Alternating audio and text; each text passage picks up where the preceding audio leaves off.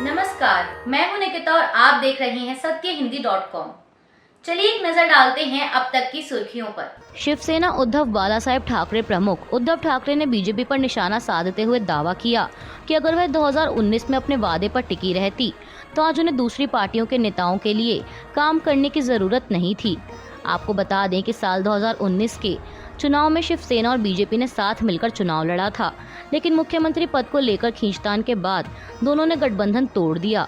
उद्धव ठाकरे ने कहा कि चुनाव से पहले दोनों पार्टियों ने सीएम पद के 2.5 साल के फॉर्मूले को लेकर समझौता किया था, लेकिन बीजेपी ने उन्हें धोखा दिया। वीरभद्र के यवतमाल में एक जनसभा को संबोधित करते हुए उद्धव ठाकरे ने ये बात कही।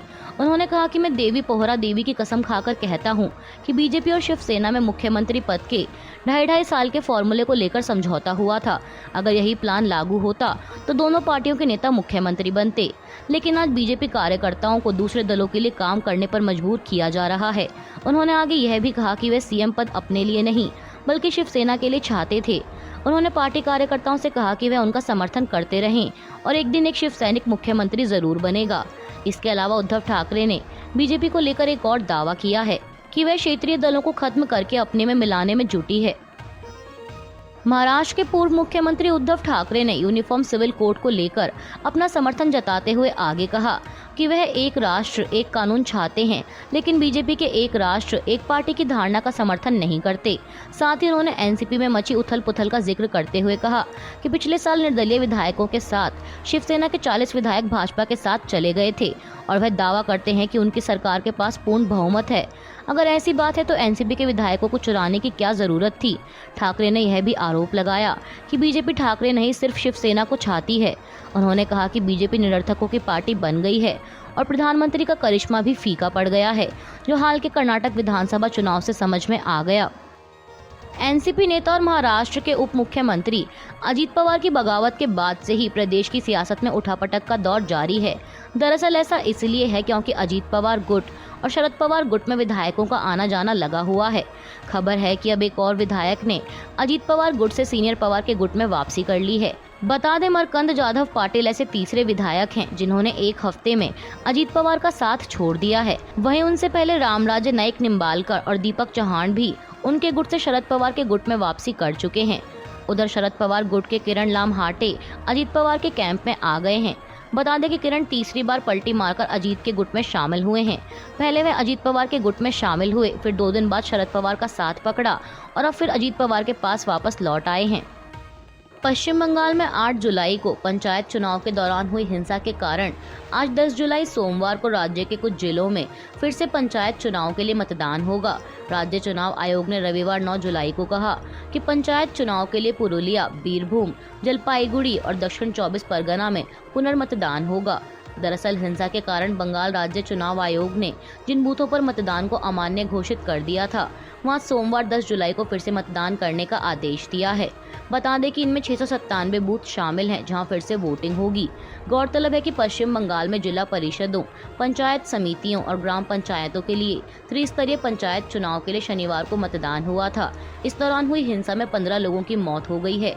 न्यूज एजेंसी पीटीआई के अनुसार दक्षिण 24 परगना से एक और व्यक्ति का शव मिलने और 2 घायलों की मौत के बाद मरने वालों की संख्या 15 हो गई। अधिकारियों ने बताया कि जिन जिलों में पुनर्मतदान की घोषणा की गई है उनमें सबसे ज्यादा मुर्शिदाबाद में 175 बूथ हैं। इसके बाद मालदा में 112 बूथ हैं। हिंसा प्रभावित नादिया में 89 बूथों पर पुनर्मतदान होगा, जबकि उत्तर में और दक्षिण 24 परगना जिलों में 46 और 36 बूथों और अन्य जगहों पर पुनर्मतदान होगा। वहीं राज्य निर्वाचन आयोग ने कहा है कि उसने जिलाधिकारियों से पंचायत चुनाव के दौरान हुई मौतों पर विस्तृत रिपोर्ट मांगी है।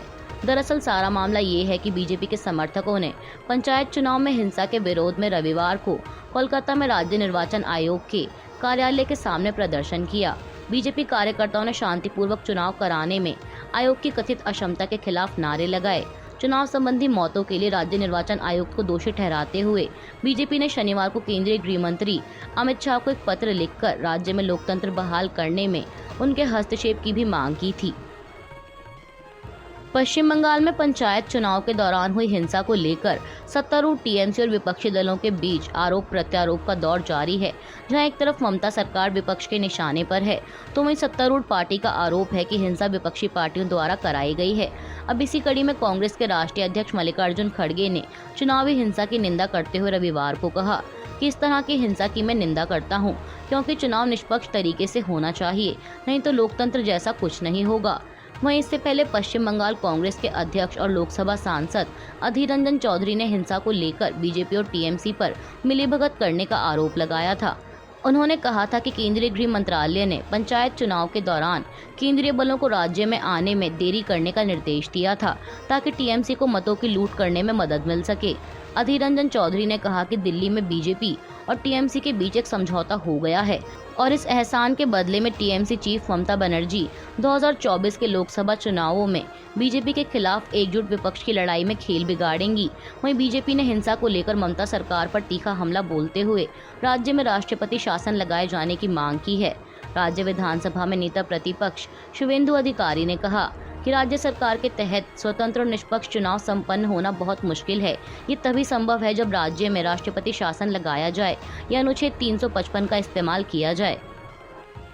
पश्चिम बंगाल पंचायत चुनाव में हुई हिंसा को लेकर राजनीति गरमाई हुई है। इसी कड़ी में अब कांग्रेस नेता और मध्य प्रदेश के पूर्व मुख्यमंत्री दिग्विजय सिंह का बयान सामने आया है।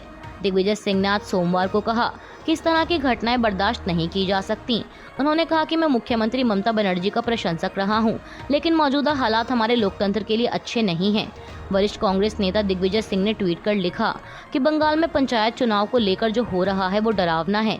मैं ममता बनर्जी के धैर्य और दृढ़ संकल्प का प्रशंसक रहा हूं, लेकिन जो हो रहा है वह बर्दाश्त नहीं किया जा सकता। हम जानते हैं कि आपने सीपीएम शासन में इसी तरह की स्थिति का बहादुरी से सामना किया था, लेकिन अब जो हो रहा है वह हमारे लोकतंत्र के लिए अच्छा नहीं है। पश्चिम बंगाल में पंचायत चुनाव के दौरान हुई हिंसा को लेकर केंद्रीय मंत्री स्मृति ईरानी ने टीएमसी की कड़ी आलोचना की है और साथ ही उन्होंने कांग्रेस नेता राहुल गांधी को भी सवालों के घेरे में लिया है। इंडिया टुडे की रिपोर्ट के मुताबिक भोपाल में मीडिया से बात करते हुए स्मृति ईरानी ने कहा कि जिस तरह से लोग पश्चिम बंगाल के पंचायत चुनावों में लोकतंत्र की हत्या देख रहे हैं, लोगों को अपने लोकतांत्रिक अधिकारों का दावा करने के लिए मार दिया जा रहा है। कांग्रेस उसी टीएमसी के साथ हाथ मिला रही है। केंद्रीय मंत्री ने राहुल गांधी से सवाल करते हुए कहा कि गांधी परिवार के लिए उनसे हाथ मिलाना स्वीकार्य है, जो पश्चिम बंगाल में तबाही मचा रहे हैं। क्या राहुल गांधी को मौत का यह खेल स्वीकार है? दरअसल साल 2024 लोकसभा चुनाव में विपक्ष के एक साथ आने के फैसले पर केंद्रीय मंत्री स्मृति ईरानी ने यह तंज कसा है, क्योंकि कांग्रेस ने अगले साल होने वाले चुनाव के लिए टीएमसी के साथ गठबंधन का फैसला किया है। मॉनसून की बारिश इस समय उत्तर भारत के ज्यादातर राज्यों में अपना कहर बरसा रही है। कई राज्यों में भारी बारिश के चलते जल प्रलय जैसे हालात हैं।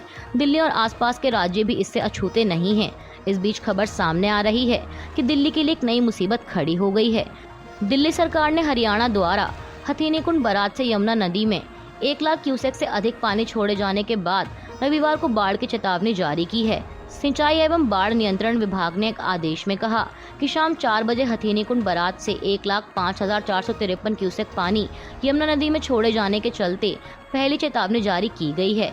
दरअसल हरियाणा के मुख्यमंत्री मनोहर लाल खट्टर ने रविवार को कहा कि भारी वर्षा के कारण कौशल्या बांध में जलस्तर बहुत बढ़ गया है और इसीलिए 4,000 क्यूसेक पानी छोड़ा जा रहा है। हरियाणा सीएम पंचकुला की उपायुक्त प्रियंका सोनी समेत वरिष्ठ सरकारी अधिकारियों के साथ स्थिति का आकलन करने के लिए बांध का दौरा कर रहे थे। इस दौरान मुख्यमंत्री ने कहा कि बढ़े हुए पानी का प्रबंधन करने के लिए बांध के द्वारों को खोल दिया गया है और 4,000 क्यूसेक पानी छोड़ा जा रहा है। उन्होंने कहा कि यमुनानगर जिले में हथीनीकुंड बैराज से भी 1 लाख क्यूसेक पानी छोड़ा जा रहा है। उनके अनुसार राज्य ने 3 लाख क्यूसेक पानी छोड़ने का अलर्ट जारी किया है। मुख्यमंत्री ने आश्वासन दिया कि हरियाणा किसी भी स्थिति से निपटने के लिए तैयार है, चाहे वह वर्षा के कारण उत्पन्न हो या तटबंध क्षेत्रों में पानी के प्रवाह से। उन्होंने बताया कि कुछ क्षेत्रों में 1-2 घंटे के लिए जलजमाव हो गया, लेकिन फिलहाल स्थिति नियंत्रण में है। पंजाब के विजिलेंस विभाग द्वारा बड़ी कार्रवाई की गई है। विजिलेंस विभाग ने कांग्रेस नेता और राज्य के पूर्व उप मुख्यमंत्री ओपी सोनी को आय से अधिक संपत्ति के मामले में गिरफ्तार किया है। विजिलेंस विभाग ने उन्हें चंडीगढ़ से गिरफ्तार किया है और आज सोमवार को उन्हें अमृतसर की एक अदालत में पेश किया जाएगा। आपको बता दें कि ओपी सोनी को पिछले साल 25 नवंबर को पहली बार विजिलेंस द्वारा तलब किया गया था। विजिलेंस विभाग ने सोनी के खिलाफ अपनी जांच में साल 2016 से 2022 के बीच आय से अधिक संपत्ति होने का दावा किया है। इस मामले में पिछले साल 10 अक्टूबर को जांच के आदेश हुए थे। विजिलेंस विभाग के मुताबिक जांच में पाया गया कि 1 अप्रैल 2016 से लेकर 31 मार्च 2022 के बीच पूर्व उप मुख्यमंत्री ओपी सोनी और उनके परिवार की आय 4.5 करोड़ थी, जबकि उन्होंने 12.5 करोड़ रुपए खर्च किए। विभाग ने दावा किया कि ओपी सोनी ने अपनी पत्नी और बेटे के नाम पर प्रॉपर्टी बनाई है। वहीं अब उनकी गिरफ्तारी के बाद कांग्रेस ने राज्य के मुख्यमंत्री भगवंत मान पर निशाना साधा है।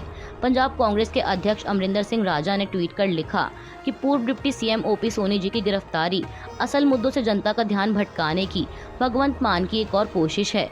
प्रतिशोध की राजनीति से कभी कोई नतीजा नहीं निकला और यह भी ऐसा ही मामला साबित होगा। अभी के लिए बस इतना ही। बाकी की खबरों के लिए बने रहिए सत्यहिंदी.com के साथ।